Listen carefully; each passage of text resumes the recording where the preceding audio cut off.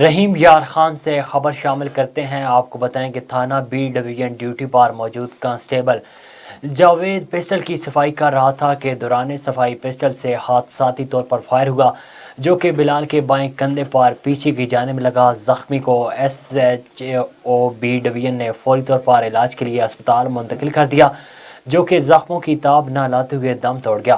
واقعے کی اطلاع ملتے ہی ڈی پی او اختر فاروق خود موقع پر پہنچ گئے۔